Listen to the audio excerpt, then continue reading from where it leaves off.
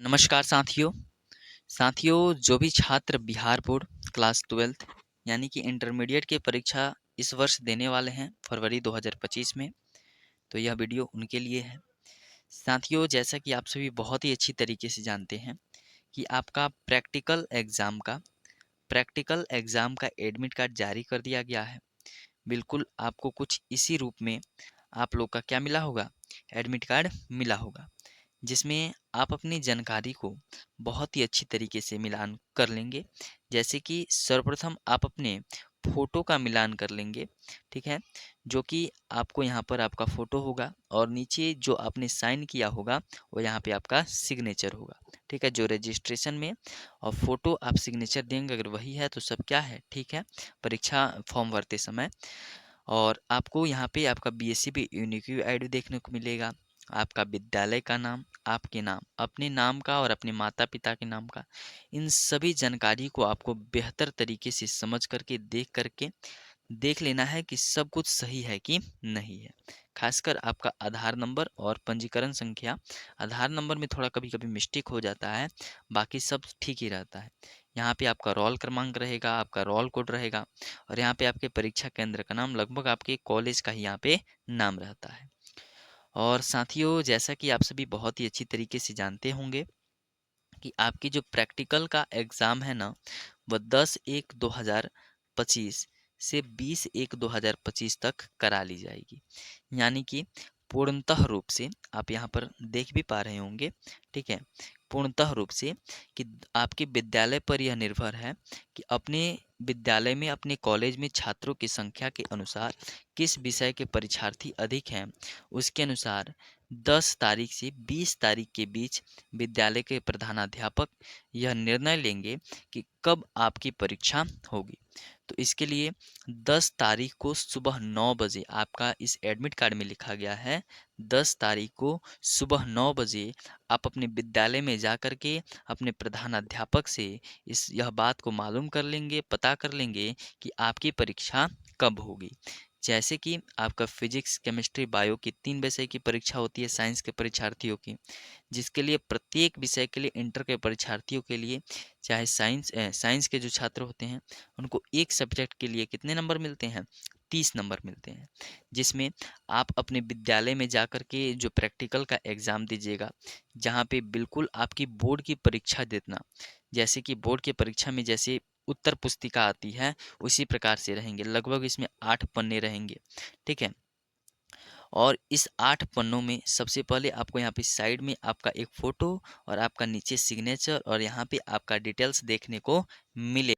आप अपनी in details का मिलान कर लेंगे, अपने नाम का, फ़ोटो का, सिग्नेचर का, कि यह उत्तर पुस्तिका आप ही का तो है। अगर उत्तर पुस्तिका आप ही का रहता है तभी आप उस पे कुछ लिखना प्रारंभ करेंगे, अन्यथा कुछ नहीं। जैसे कि यहाँ पर सबसे पहले आप किस भाषा में उत्तर देने वाले हैं, यहाँ पे रहता है सबसे ऊपर, ठीक है, किस भाषा में उत्तर देने वाले हैं और आपका नाम क्या है।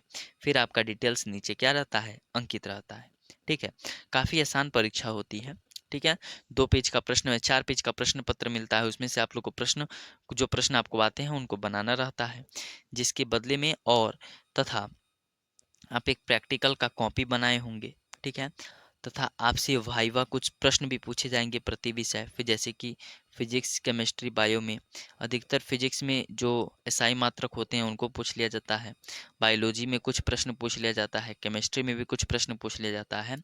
अगर आप ये जो आप कॉपी लिख करके आएंगे उसमें सब सही सही लिखे हों, आप प्रैक्टिकल का कॉपी अच्छे से जमा कर रहे हो, अच्छे से बना करके आप भाईवा जो आपसे प्रश्न पूछा जाएगा, इन तीनों में अगर आप अच्छा प्रदर्शन कर रहे होंगे तो आपको 30 में 30 नंबर भी दिया जा सकता है। अन्यथा आप कोशिश करें कि आपको 29 नंबर भी प्रति विषय में मिल जाए, क्योंकि यह सब आपके विद्यालय के शिक्षकों पर निर्भर करता है कि वह 30 में से आपको कितना नंबर देने वाले हैं। यह सुनिश्चित करेगा कि आप इन 3 कॉपी जो आपको बताए, एक प्रैक्टिकल का कॉपी, एक स्कूल में जो आप लोग लिखिएगा, तथा तीसरा जो होगा वाइवा आपसे जो प्रश्न पूछा जाएगा, इन तीनों को मिला करके ही आपको 30 नंबर दिया जाएगा। आपके स्वभाव के अनुसार आप विद्यालय में कैसे पढ़ने में थे, कब आते थे स्कूल, कॉलेज आते थे कि नहीं आते थे, इन सभी आपके गुणों के आधार पर आपको इस 30 नंबर को दिया जाता है। ठीक है। तो बिल्कुल उस दिन स्कूल में जाइएगा तो अच्छी तरीके से जितने भी टीचर होंगे वो आपसे प्रश्न पूछेंगे, अच्छी तरीके से दीजिएगा। साथियों, अगर आप लोग को रफ कार्य करने की आवश्यकता होती है, ठीक है, रफ कार्य मान लीजिए, तो आप पिछले पन्ने में 8वें पेज में यहाँ पे रफ लिख लेंगे, ठीक है, ऊपर रफ लिख लेंगे सबसे पिछले पन्ने पे, और नीचे जो आपको लिखना होता है उसको लिख लेंगे और इसको ऐसे करके क्या कर देंगे, काट देंगे, ठीक है, सबसे पिछले पन्ने पे। अगर रफ करना हो तो, नहीं करना हो तो कोई बात नहीं, ठीक है। अगर कोई व्यक्ति ऐसा भी है जो मान लीजिए आपको यह मिल रहा है ना, कॉपी मिल रहा है, तो उसमें कोई भी छेड़छाड़, यहाँ पे कोई फाड़े उड़ेगा नहीं, कहीं गलती हो तो वाइटनर नहीं लगाएगा।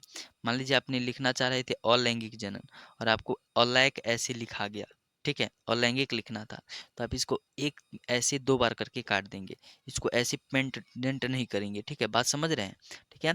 और पूर्णतः इसको काट करके इसके आगे अलैंगिक को बढ़िया तरीके से क्या कर देंगे, लिख देंगे, ठीक है। आशा करता हूँ आप इसको बहुत ही अच्छी तरीके से समझ पा रहे होंगे, ठीक है। किसी भी प्रकार का कोई भी इलेक्ट्रॉनिक उपकरण आपको अपने विद्यालय में नहीं लेकर के जाना है, ठीक है। और अपने सभी शिक्षकों की बातों को मानना है, जिस प्रकार वे बताएंगे उस प्रकार से आपको कार्य को करना है, ठीक है।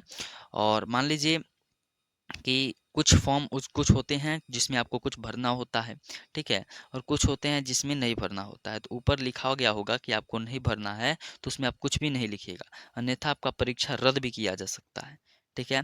अगर किसी कारणवश आपसे मान लीजिए उस दिन गलती हो जाती है, तो अपने शिक्षक से उस दिन अवश्य बात कर लेंगे। व्हाइटनर या काट कूट का आप लोग कोई भी उपाय अपनाएंगे नहीं, ठीक है। और आप अपने विद्यालय में किसी भी प्रकार का इलेक्ट्रॉनिक उपकरण ना लेकर के जाएं, ठीक है। और एक और बात आप लोग से यह साथियों, कि जब आपकी मान लीजिए 8 पेज मिल रहे हैं आपको, आप पूरा लिख ले रहे हैं, ठीक है, पूरा आप लिख ले रहे हैं अपने पेज में, ठीक है। और जहाँ पे आपका आंसर खत्म हो जा रहा है, सभी आंसर जब खत्म हो जा रहा है क्रमानुसार, तो सबसे पहले आप लोग लिखेंगे 1 नंबर का उत्तर, 2 नंबर का उत्तर, ये ना कि 2 नंबर का यहाँ पे लिख दिया, 1 नंबर का उत्तर लिख दिया, ये सब गलत प्रक्रिया है, ठीक है। 1 नंबर का है तो 1 नंबर, 2 नंबर है 2 नंबर, अगर 2 नंबर नहीं याद हो तो यहाँ पे 5 नंबर का याद है तो 5 नंबर लिख करके लिखेंगे। मान लीजिए सभी प्रश्न खत्म हो गए, तो आपको यहाँ पे नीचे एक ऐसा क्षैतिज रेखा खींच देना है, और इसका यह संकेत होगा कि इसके आगे अब आंसर नहीं है। बस यही कुछ आपके परीक्षा के कुछ इंस्ट्रक्शन थे, नियम थे, जिनको आपको जाकर के अपने प्रैक्टिकल के एग्जाम में पालन करना है। आशा करता हूँ आप सभी नियमों को समझ चुके होंगे। अगर आपको यह शॉर्ट फॉर्म में आपको यह वीडियो अच्छी लगी हो तो हमारे चैनल को अवश्य सब्सक्राइब करें, ऐसे ही तमाम वीडियो।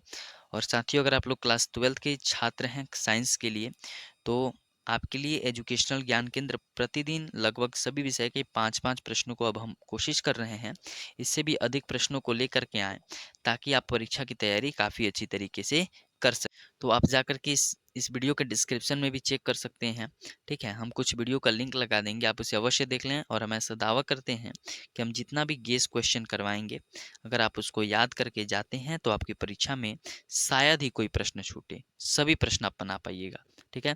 बहुत बहुत धन्यवाद, मिलते हैं अगले वीडियो में।